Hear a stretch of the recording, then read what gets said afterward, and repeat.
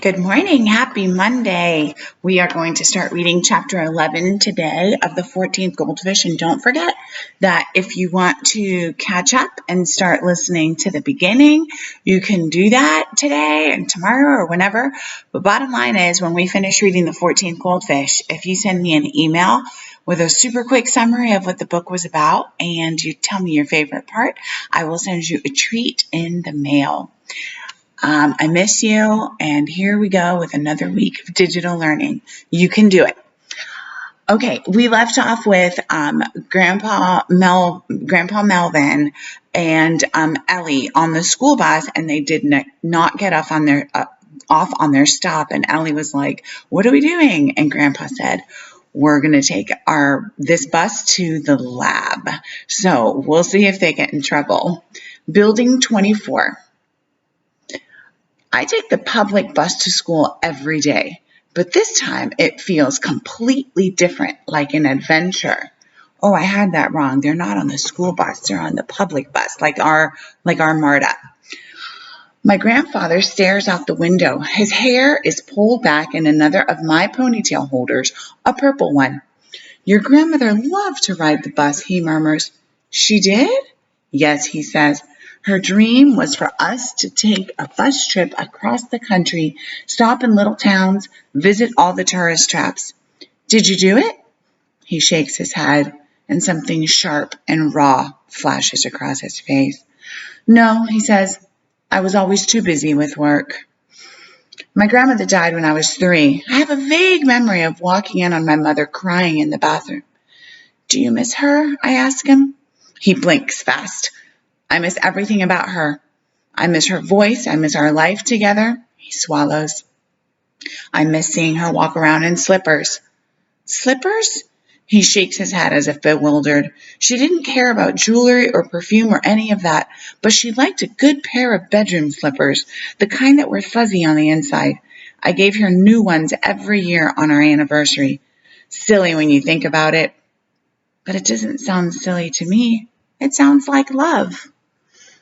We have to switch buses 4 times. The last bus lets us off on a commercial strip peppered with car dealerships. My grandfather leads me down a side street to a group of buildings. All the buildings are identical, brown brick with dark windows, and they have numbers on their sides. When we reach number 24, my grandfather stops. "This is it?" "It is." I ask. "This is it," he says. "It is?" I ask. "I was expecting something shinier with glass and metal. This seems pretty ordinary." But my grandfather seems almost relieved to see the building, like it's an old friend. "Old number 24, he says. He hands me a plastic card attached to a lanyard ring. "What's this for?" I asked. "To get in. It's my key card."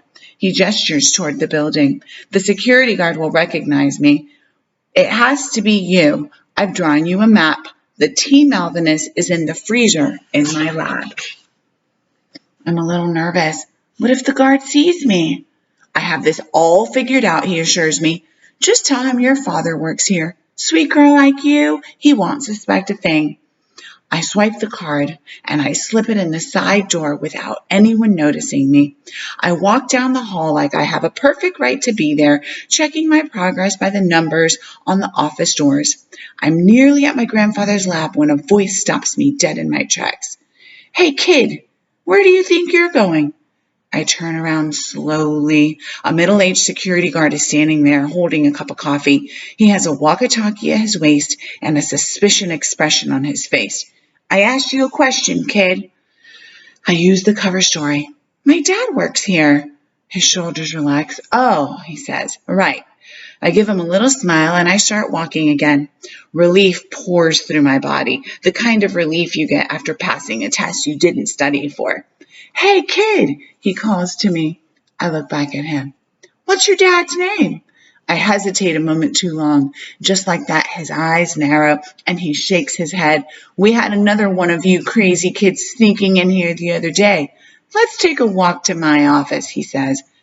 In the split second before he reaches me, I see my future in the back of a police car. I start running. "Stop!" he shouts. I fly out of the building towards the bushes where my grandfather is waiting. When he sees me running, he starts running too. We hide out in a tiny taco place until the coast is clear. Then we catch a bus home. "I'm proud of you," my grandfather says to me. "But I didn't get it," I tell him. He shakes his head. "Scientists fail all the time. You tried. That's what counts. You have to keep at it, just like Marie Curie." It feels like a compliment. What did she do? Marie Curie won a Nobel for her work on radiation. "Do you think I'll ever win a Nobel?" I ask.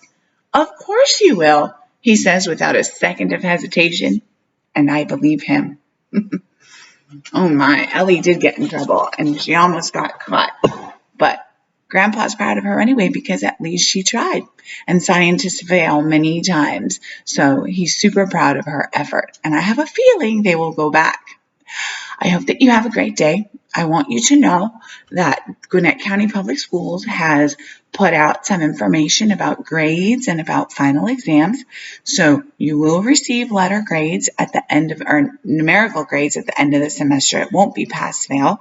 We are going to be in school until May 20th. You will have a final exam and you will have, in most classes, 2 tests between now and your final exam. So there will be a lot more information coming from your teachers on e-class. The most important thing for you to remember is that these grades matter. Your participation matters. Everything that you do on e-class matters because it'll help you pass the semester with the best grade and it'll help you be more prepared for next year with this strange end of the year that we've had. I hope you're great. I miss you, and I'll see you soon. Have a good day. Bye.